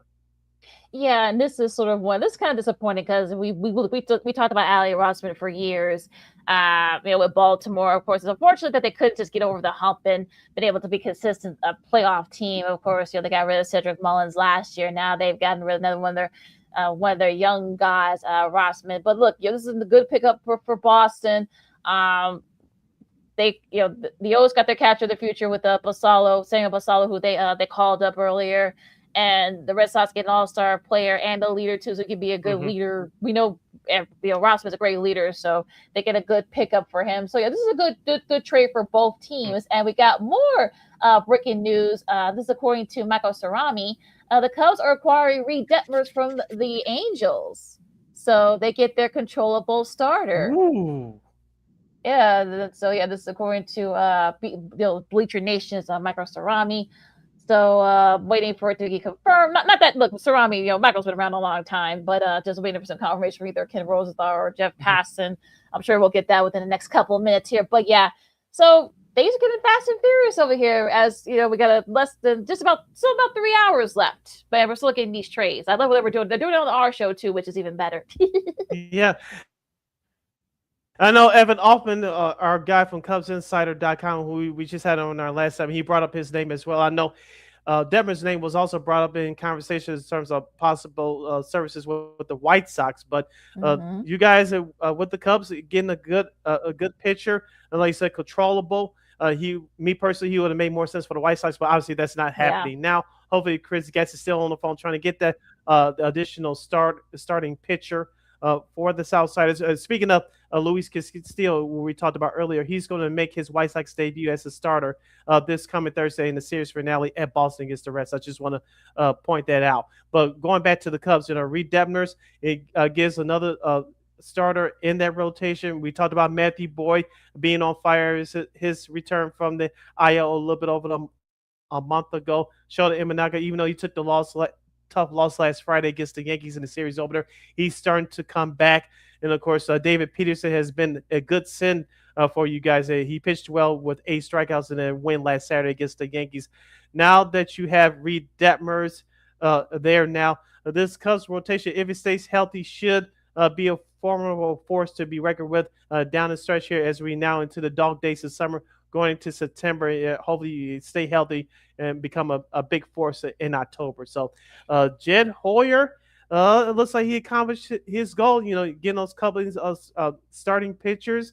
And like Evan said, I don't think they need to add anything to the bullpen. It'll be nice if they add an additional arm to that bullpen, but if they don't, it's not the end of the world. You have all the pieces now. Can they catch Milwaukee? I know they're currently 6.5 back of the Brewers, but can they catch Milwaukee? I doubt it, but I think they'll make things interesting. But this is more about the long run, perhaps making a potential long run in October.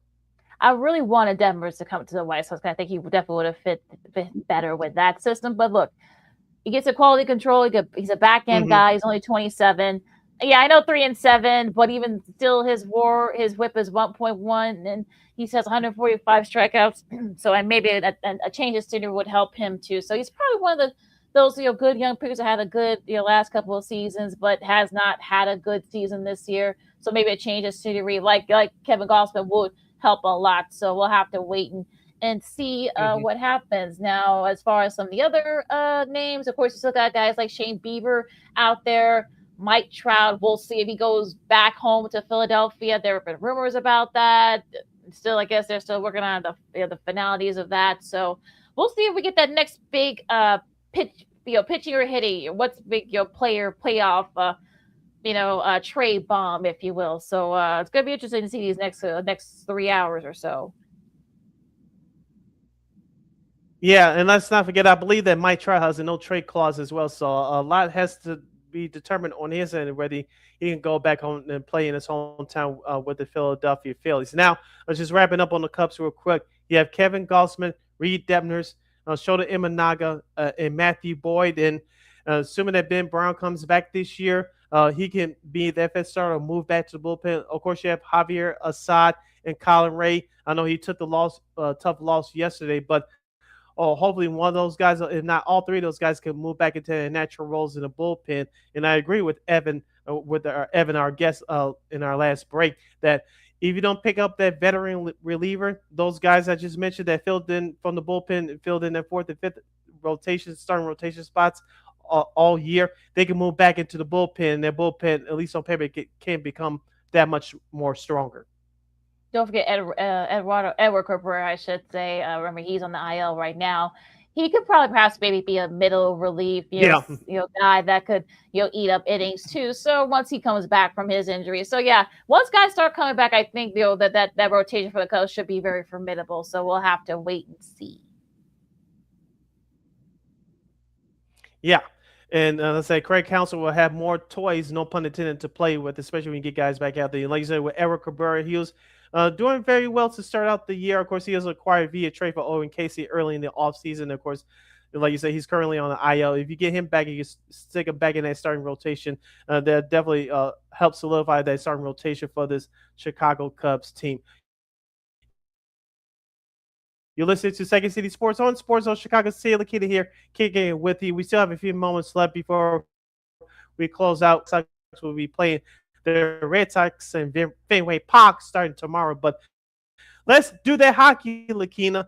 And the Chicago Blackhawks released their promotional schedule for the 2026-2027 season. I'll just go through some of the dates quickly. Tell me what your thoughts are. Tuesday, October 6th, the day before my birthday, they'll host the St. Louis Blues. Magnetic Schedule will be the promotional item for that game. Thursday, November 12th, Military Appreciation Night against the Buffalo Sabres. Saturday, November 14th, State of Ornament Night against the Winnipeg Jets. Tuesday, November 17th, the Centennial Game versus the Toronto Maple Leafs, the original six matchup there. Mm-hmm. Thursday, November 19th, Native American Heritage Night against the Columbus Blue Jackets. Friday, November 27th, Black Friday against the New York Rangers, another original six matchup. The Blackhawks will bring back those new edition of the all-black uniforms. I really love those. Sunday, November 29th, Spencer Knight bobblehead night against the Minnesota Wild. Saturday, December 12th, Frank Nazar bobblehead. They'll be against the, if I can see this label here, against, I believe, Utah here. The Utah Mammoth. The Utah Mammoth. Yeah, I got that correct. Another promotion as we turn into the calendar of January. Sunday, January 24th against the Vegas Golden Knights. Duffel bag night. That's a promotional item there. Of course, Wednesday, February 17th, Hockey Fights Cancer night against the St. Louis Blues. Saturday, February 20th. Don't be surprised if this game gets sold out right away against the Minnesota Wild. Connor Bedard bobblehead. That's going to be another hot item for Blackhawks fans. St. Patrick's Day hat giveaway on Wednesday, March 10th against the Washington Capitals. Alex Ovechkin will make his appearance if he plays this year in town. Sunday, March 14th, Alex Vlasic bobblehead. That's against the Anaheim Ducks. And the Fan Appreciation Day will be Saturday, Saturday, April 10th against the Seattle Kraken. Yeah, that's always a fun one. That's when the Kraken come to town.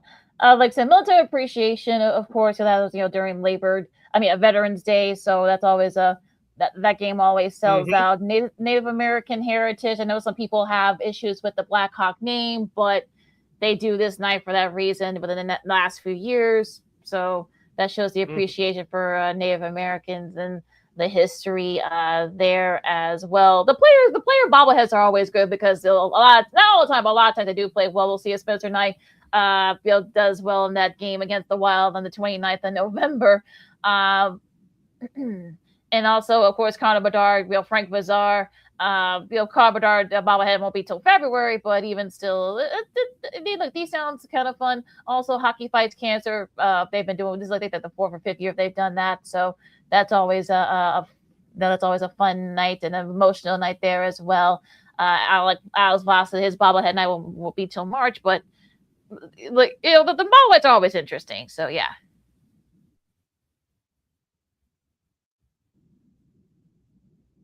6/20/27 Chicago Blackhawks. You can go to their website for more details. Any other news and nuggets before we close out for Old School TV Monday?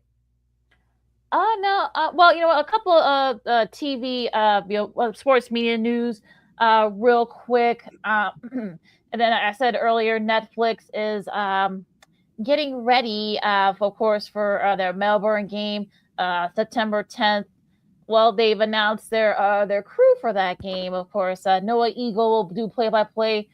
Soon to be enshrined Hall of Famer Luke Keeley will be the analyst, and MJ Acosta will be the sideline reporter there. Your studio coverage for that game will be L. Duncan, Hall of Famer Michael Irvin, Super Bowl champ, also Super Bowl champs Nick Foles and Clay Matthews III.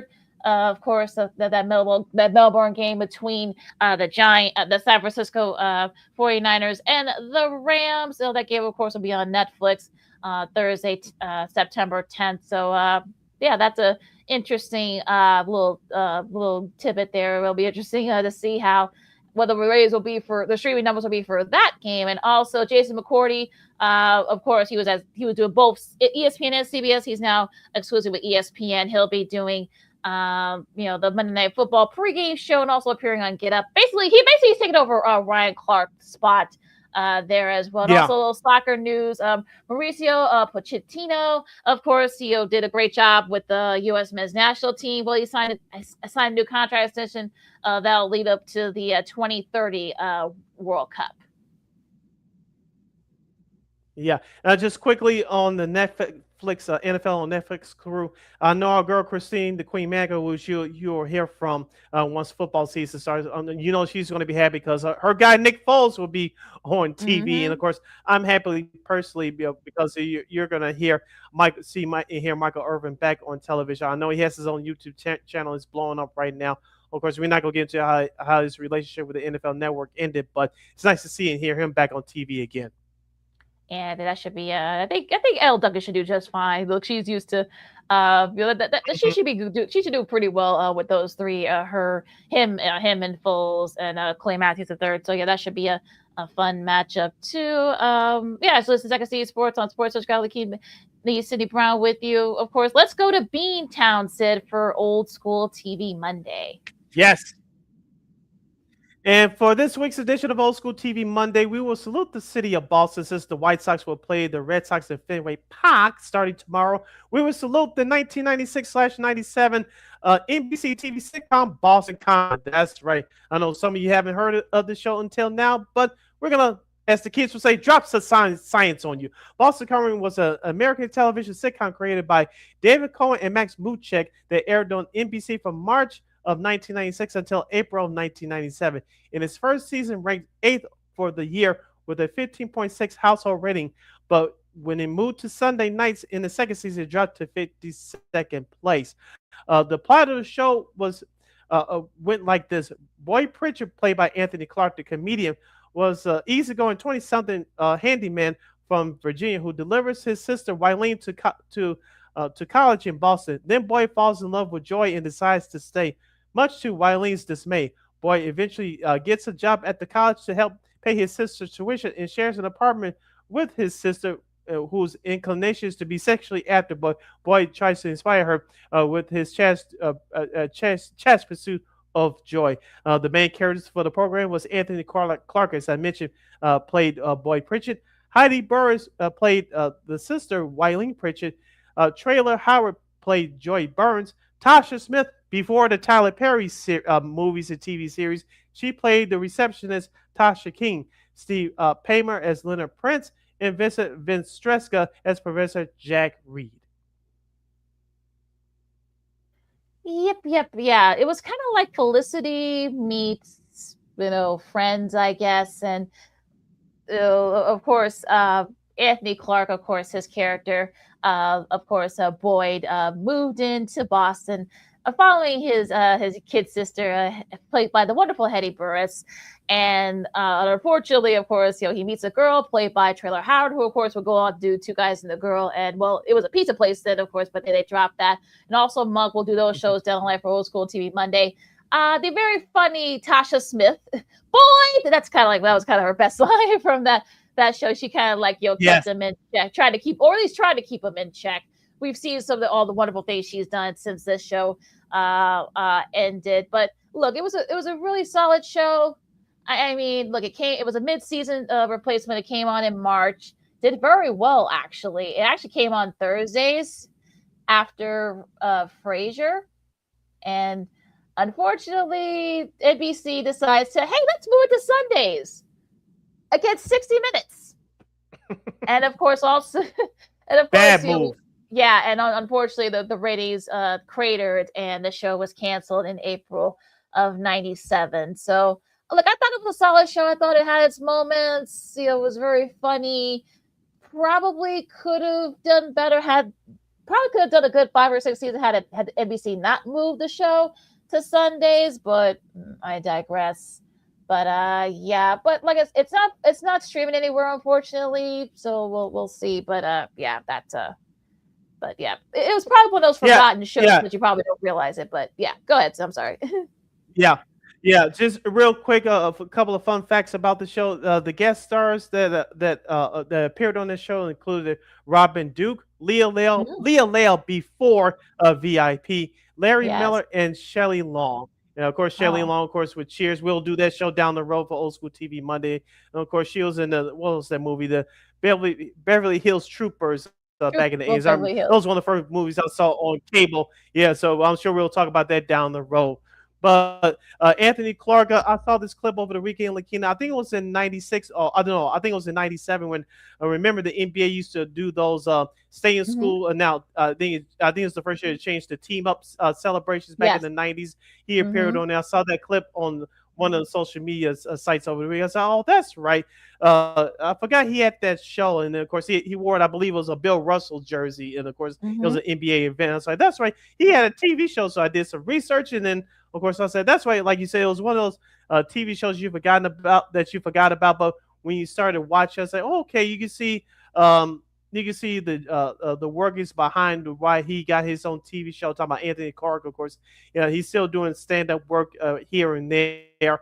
Of course, he was great in what he did before he got his TV show back then. Someone said this on YouTube over the weekend that back then, comedians, if you were great in stand-up and you got your own television special, you got a television show, a network TV show back then. Of course, we talked about Mark Curry, hanging with Skubal, Martin Lawrence, Eddie Griffin, and of course Anthony Clark followed in those footsteps as well. So it was a very good show.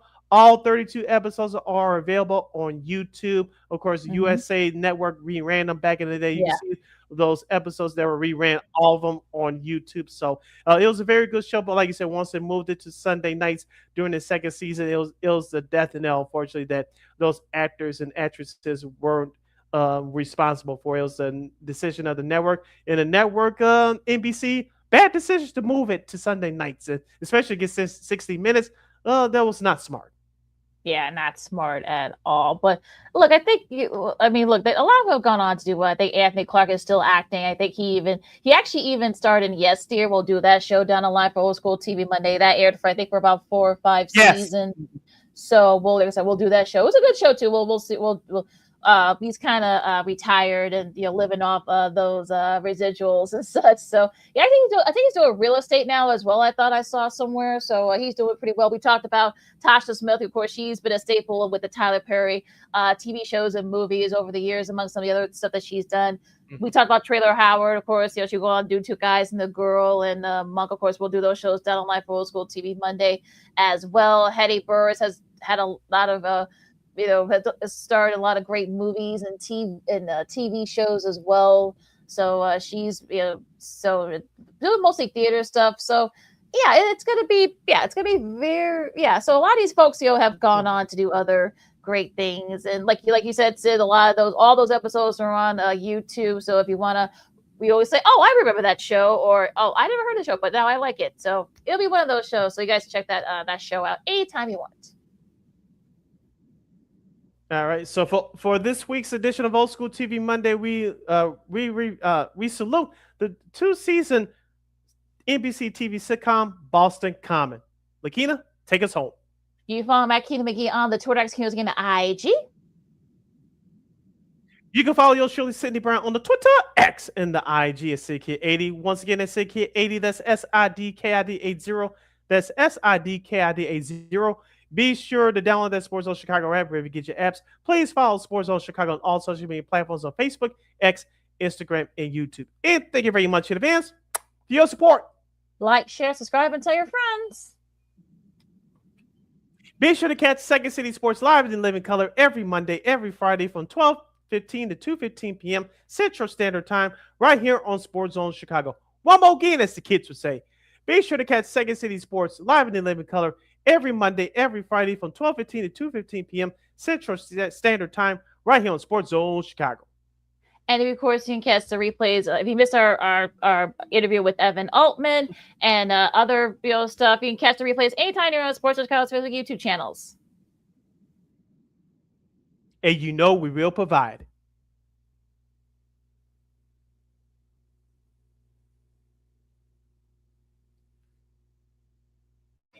No, you're fine. Okay.